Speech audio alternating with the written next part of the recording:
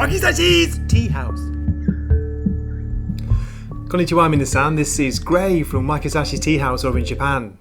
How are you doing today? Are you good? I'm Genki because today I'm reviewing the latest issue of Spawn. Now it's issue 323.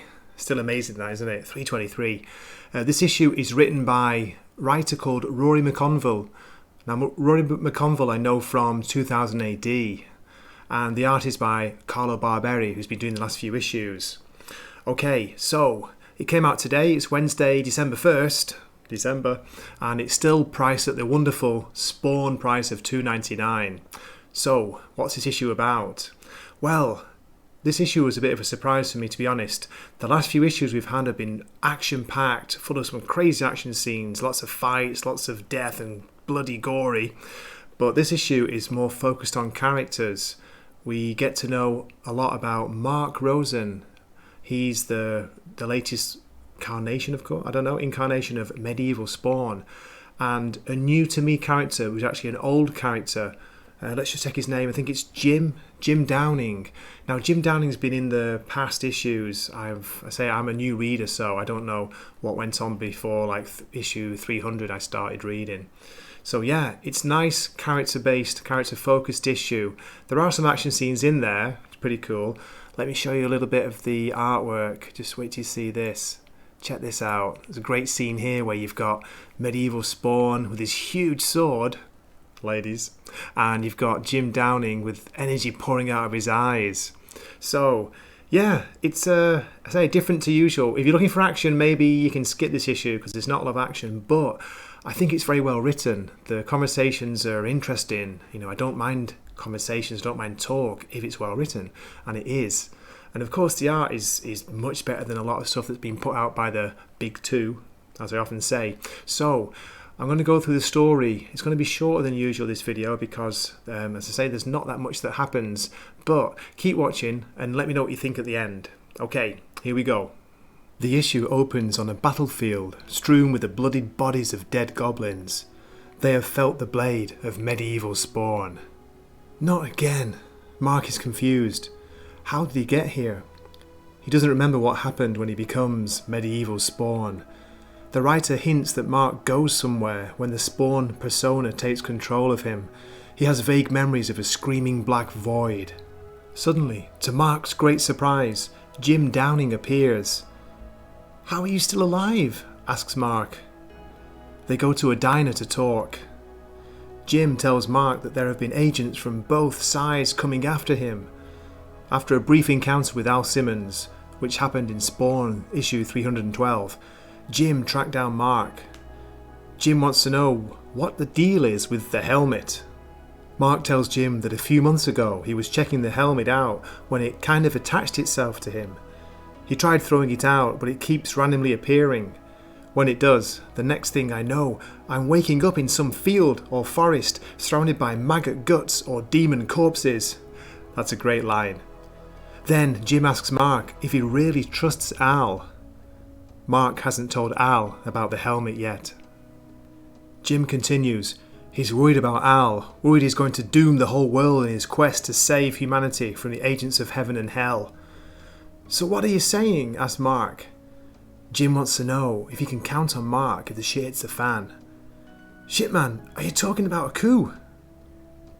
"No, it's not that." Jim insists he doesn't want Al getting captured or killed. He's trying to do everything himself. Then Mark tells Jim that was exactly what he was attempting to do with She-Spawn, Jessica Priest. They wanted to take some of the heat off Al by putting together an army to fight the threat. "Secure the Hellspawn!" From out of the sky, a group of angels swoop towards Mark and Jim. Shocked they're launching an attack in such a public place, Jim grabs Mark and teleports away. The angels follow. Mark puts on the helmet and a vicious fight erupts. Medieval Spawn's huge sword takes off one of the angels' heads. Jim is firing some kind of green energy blast from his eyes. "What are you?" asks Medieval Spawn. They defeat the 5 angels, but they see more approaching. Jim grabs Mark and they teleport again, this time to a safe place Jim has been using. Medieval Spawn is angry and he wants to continue the fight, but Jim is worried about Mark and the effect all this is having on him. The scene switches to Al Simmons. It's 2 days after his violent confrontation with the vampire general, Rebirth. Al is thinking over Rebirth's words. Maybe he will have to join forces with his enemies if he truly wants to win this war. Then, suddenly, in the corner, a figure appears, winged, golden armoured. Hope you're grasping the severity of the situation we face. The sight of the Redeemer infuriates Spawn and he lashes out. The Redeemer stops it dead. He can't attack it.